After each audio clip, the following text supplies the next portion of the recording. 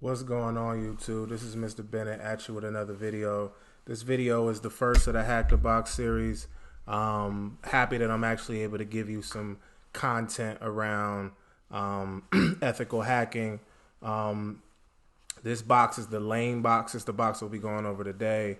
It's the lane box. The name is kind of, I don't know if it was a play on words, but reason why it's called lame is because it's like a really easy box. But this is on the Hackthebox platform.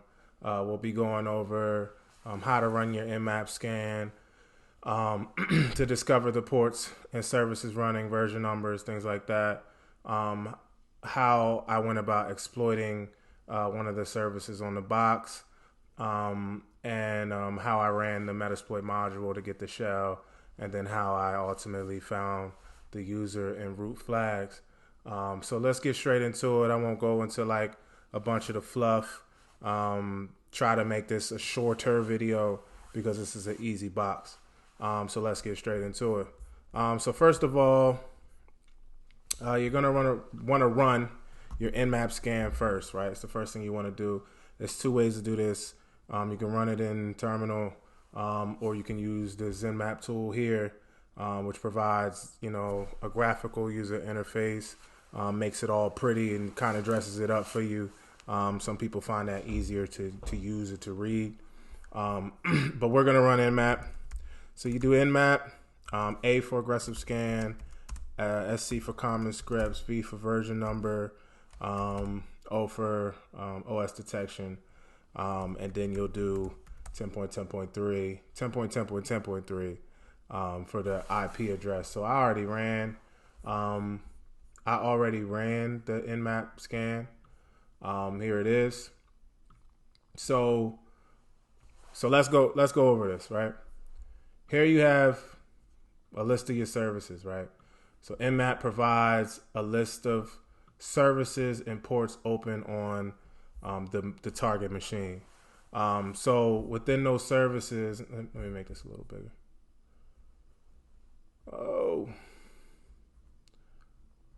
Within those services, right, you got port 21, which is FTP, file transfer protocol. You got port 22, secure shell, port 139 and 445, that's SMB, which is a Samba server running on those ports. So these are the ports, right? For some scans, you can run -p- to run scan on all ports. Nmap will just natively run or scan common ports. So if you want to do all ports, -p- is what you'll put as a parameter in your Nmap scan. So I already did this box. I'm not going to go down rabbit holes because it'll make the video a little longer than what it needs to be, and we got time to do that on other videos. One of the challenges that I had here when doing this box is going down, right, the rabbit hole of trying to exploit FTP here.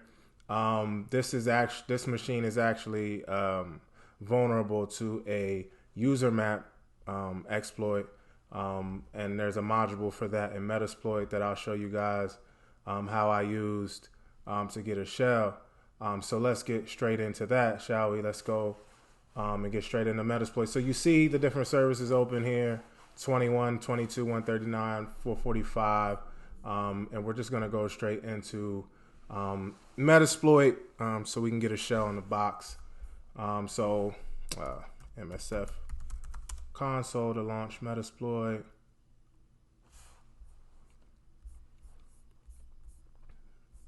Like, I know I got my face in the corner over here, but I'm gonna go ahead and get rid of that so we can focus on the box itself.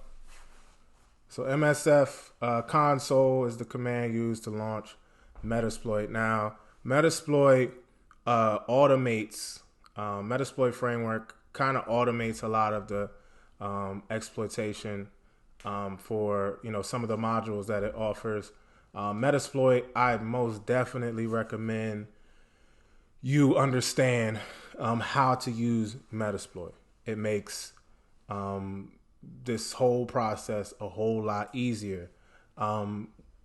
when pursuing the OSCP, when you're doing the labs and things of that nature, they're going to encourage you to learn Metasploit as well. But when during the exam, you're only going to be able to use this tool once. So knowing how to use it obviously is important. Learning how to use MS Venom to create payloads and to import payloads here, like super important, right? But also understand that finding other ways to use different exploits is important too. But for the purposes of this box, this is beginner. Like I said, it's the first walkthrough that I'm doing. So we'll be pretty straightforward. So we got Metasploit open here. And like I said, this version of SMB, this is Samba 3.0.2. And it's vulnerable to the user map script module or exploit within Metasploit. So we're just going to do a search for user map.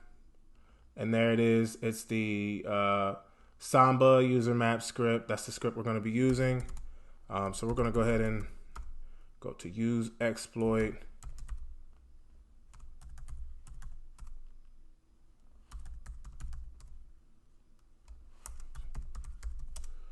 Okay, so now we have our script here.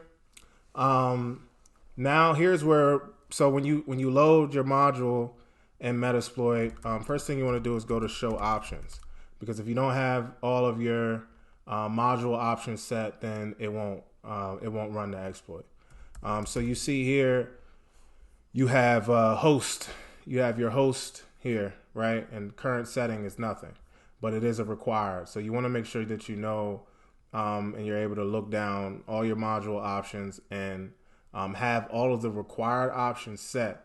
It's gonna, streamline the process, make it a whole lot easier when you run. That way you don't have to go back and do it. So first thing we're gonna do is set our host, and then we're gonna put the IP of the target machine here, which is 10.10.10.3. So those are set. You can, if you want to, you can go and hit show options again. Now you see that the target address is set to 10.10.10.3. So there, you have it set. It's running on port 139. From here, it's as easy as hitting run. Here it'll run your reverse TCP double handler, and it'll kind of just go through the process and kind of narrate like what the exploit is doing. And so at the bottom here, you see it says command shell session 1 open. So now you have a shell on the system, right? So the first thing you want to do is you want to ls, right? It's just how same command you do running on the command line within Linux. And again, if you're a beginner, you want to learn how to do, basic Linux command so that you know how to navigate directories within the Linux terminal. That's super important. Obviously, for reasons like this, you're not going to always have a nice little interface to do stuff like this. So you want to learn how to do that. So here, it's listed, all of our directories here. If you can see root here, the root directory is here. So first place I'm gonna go is change directory. I'm gonna go to root. Oh, I spelled that wrong. Not rude, but root. I'm gonna change directory, go to root. And there it is, right? The root.txt file. Root.txt, this is your first flag. That's your root flag. So you want to go ahead and read your root flag now. What I usually do is I'll go ahead and copy paste this.